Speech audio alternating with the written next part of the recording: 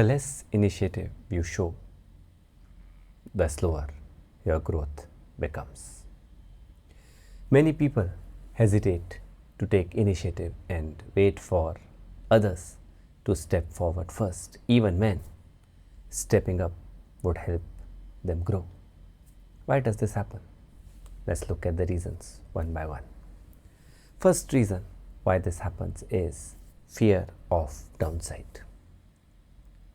This is a tendency to look at a scenario where the things will definitely go wrong. And people start thinking about what will be its impact on me. This fear of things going wrong, especially in a corporate scenario, does not let an individual to take the initiative. Second reason why this happens is immediate effort bias. People who have this tendency, they start asking this question, what will be its direct benefit? The key word here is direct. Is there any extra monetary compensation associated with it?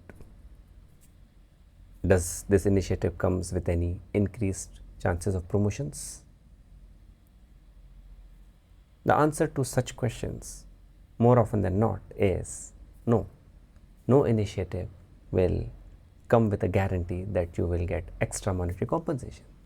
No initiative will give you a guarantee that this improves your chances of promotion. Such short-term payoff blindness leads to people not raising their hands for an initiative. Number 3 reason why this happens is gray zone avoidance. Such people do not like it when things are not clear. In initiatives, a person will definitely need to work across teams, define ways of working rather than follow a set process. Not many people are comfortable with navigating this gray zone and taking their own calls, which leads them not to raise their hands for an initiative. So the bigger question is, how does one understand if they have these symptoms? How can they recognize that they are suffering with this? I will give you a framework to answer that. Ask yourself a few questions. Are you one of those who start evaluating the negative impact as the first thing in case you are starting anything? It can be even reflected in your personal life where you are not taking initiative because if things go wrong, parents will be after my life. It can also reflect in a situation where in the past when you were trying to prepare for an exam, the first thinking was that what if I fail in the exam? Is this a pattern which you have? Another question which you can answer is, are you doing new things in your company, in your job, in your life, over and above your usual activities, or are you doing the bare minimum, which is like the maintenance activities which are required? And yes, binging on new series does not count. Another question which you can ask is, and this can be assessed more in your work, when was the last time you picked up a project where there was less clarity and while working on it you got clarity? If the answer is more than 1 year ago, then my suggestion will be start thinking, because you definitely have this tendency. So how do we fix this? What actions can we take? We have a broad framework for that as well. In terms of company initiative, when you start thinking, what if things go wrong? My suggestion will be to flip the question. What if it goes right? What is the upside?